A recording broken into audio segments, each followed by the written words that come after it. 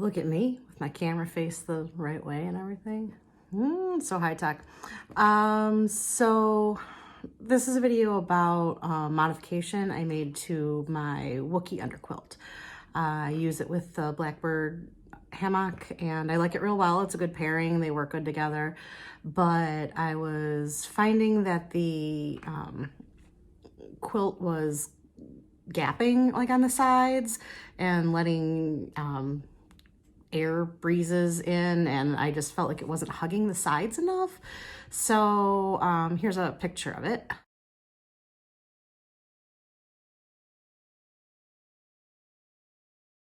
It's a really warm quilt. This one is a 20-degree quilt, so it's nice and warm. I was getting some breezes kind of sneaking in between the hammock and the fabric on the side here. So what I did, I ran a piece of thin elastic cord along the side here, you know, just to give it like a little bit of hug when I have it on. And I'll show you what I did. I did the one side, and I'm working on the other side right now. What I did is I went all the way to the end. So the end of the hammock. And I took a seam ripper, and you can see this channel that is already on the hammock. The fabric comes and it folds around, and then it's sewed closed right there.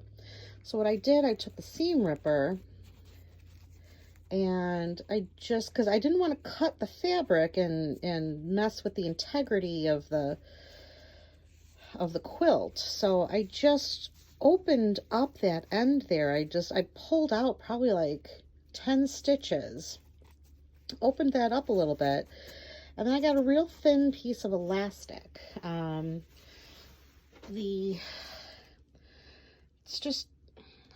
got it from the craft store. It says thick elastic cord, but you can see it's actually pretty thin. I didn't want to add a lot of weight or anything, and I will figure out how much weight this actually did add. It can't be much more than a few grams. But yeah, so I took a length of this and put a knot in the end of it. And then and the knot kind of helps you run it through. I tried using a safety pin at first, but the safety pin was getting caught in there and it made a huge mess. I do not recommend the safety pin. Just the little knot was fine. So I ran it in the end, and I ran it around the corner here because I didn't really want to take apart the quilt. There's no need to take anything apart. So literally just popping open a couple of stitches there, and then run it through all the way to the other end. And then when you get to the other end, you can see what I did on the finished side here is, because it already has the knot, I just did a bad job with the sewing machine there. I probably should redo that because it looks messy. But just run the sewing machine back and forth a few times, leaving the knot on the other side, because that'll help keep the elastic from slipping. So probably like 5 or 6 times back and forth. You can see the knot is on that right here under my thumbnail. Then the stitching, that's really messy, that I need to redo. Probably shouldn't show that part on the film. It's much nicer on this side. And then on this side, I kind of did the same thing. I pulled it. You can see it. It's not real tight. It's just enough to give it a little bit of hug. Cut the elastic to the length I wanted it. Tied another knot in this side. And then re-sewed, and just re-sew that seam back and forth along the seam where it was a few times. And again, keeping the knots on this side, help keep that secure and slip, you don't want it to slip through.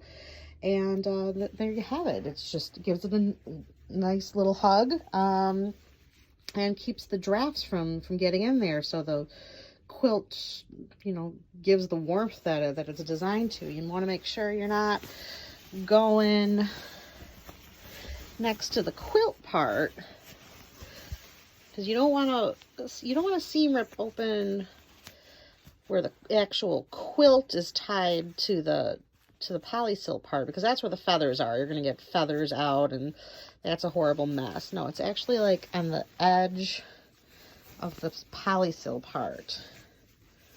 So just on the very, very outside edge. And it's not super tight. It's just a nice little loose. It just gives it a little bit of pull and a little bit of hug, and that's all that was really needed.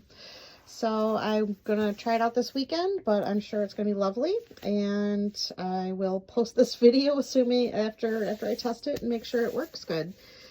Well, thanks for watching my little modification. All right, bye. So this is what it looks like on. You can see it like comes up and hugs the sides a lot better than it was. And this is on the front side.